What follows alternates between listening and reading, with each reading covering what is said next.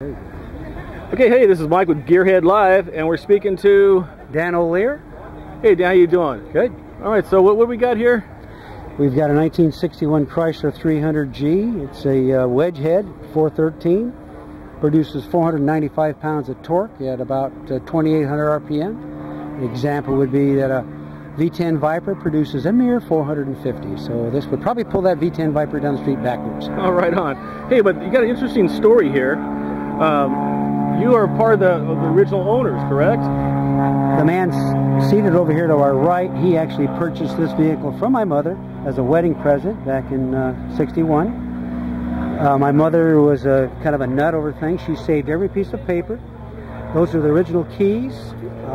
She wouldn't drive a car out because they were aluminum, so she demanded that Danny McGrew, who's on this pin, you'll see, Danny McGrew, who was the owner of the company that they bought the car from, that he give her different keys, and he made her some some real pretty chrome, put her initials on it.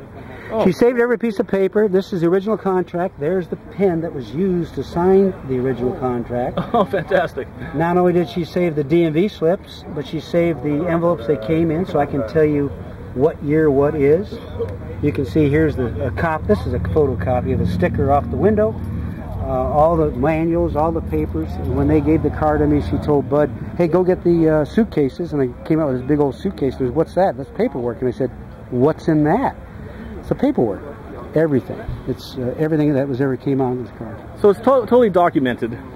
Exactly. All right. Well, let's walk around it. It's documented to the point where I can tell you where she bought gas, how much she paid for it, and what gas station and what location. How much was gas when she first put gas in this car? She was buying it for 24 to 27 cents. That was your ethyl, the high test, 101 octane gas. I was only a child, but I remember filled up with ethyl. That was it. All right. So let's walk around the side. They have they ordered everything on it. I actually have the air conditioning out of it, and I have it underneath my house. But the only option that was available they didn't put on the car was a 4-speed transmission. The black interior is all ordered. It has, these are electric forward back, and they're also swivel seats, as you notice. The dash is fiber optics. Chrysler was really far ahead. The dash, the center console was designed by Sylvania for U.S. jets in the 50s, and Chrysler bought it. It's no electric. It's a glow system. It's a 100-volt system. You can see there's 2 buttons on the floor. One's for high-low beams. The other one is a hands-free seek button for the radio. Really? Yep. Whoa. My mother raced this car in '63 at San Fernando Drag Strip. She beat 2 409s and a big bore Pontiac.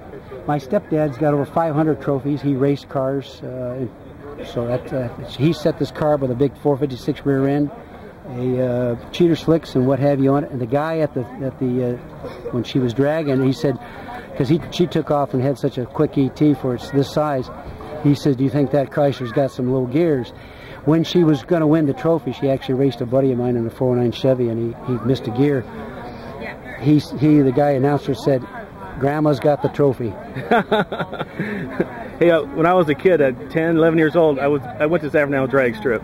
Yep. So I was Tony Nancy raced there. Yeah, oh yeah. I'm from San Fernando High. I'm a Valley boy, born and raised out here. Right on. Okay, so my stepdad is over there, and say he bought the car for her. He wanted to buy her a Mercedes Gullwing. Wow. Because he wanted that, but she had owned a '51 Hudson Hornet, which was set all world records for speeds, and so the 300s were doing the same thing. So that's why she wanted the 300. She drove it for 9 years, parked in their garage for the next over 3 decades. They put it away with 61,000 miles on it because she didn't want it scratched or dinged up. I took it out. It took me a couple years to get it all tricked out, get it all nicely fixed up again. It was in beautiful shape at the time. I drive it to and from Tahoe, where I live. I have been living for the last 20-some years. I drove it down here for this meet, and I leave it in the San Fernando Valley in the winter, and I'll be back down here in April for the fall fling, and then in the summer, right after that, I'll drive it back to Tahoe, where I attend lots of car shows up there. Oh, at Hog House Nights this year, There were 32 cars chosen to represent the 6,000 that were in the Hot August Nights event. Our car was one of the 32 cars selected to represent Hot August Nights. They took us all through Reno on police escort. They were interviewed by their Channel 4 TV, their radio. We got meals and all kinds of things given us. A buddy of mine was here from New Zealand. He thought it was such a great idea. He emailed me recently and said, "Hey, when's are those dates? I'd like to be back here with you when the Hot August Night starts again." Oh, fantastic! It's a driving car. Like I say, I've put 25,000 miles on it in the last 4 years. So life goes on. It's not a trailer queen. Actually, I won a thing up in Cannibal Cruise because of all the bugs in the radiator. And there's a bunch of bugs in the radiator right now because, like I said, I just put 600-700 miles on it driving it down here. Oh yeah, from Tahoe, right? Yeah, well, via Pismo Beach, where my sister lives. Oh, wow! The car gets around.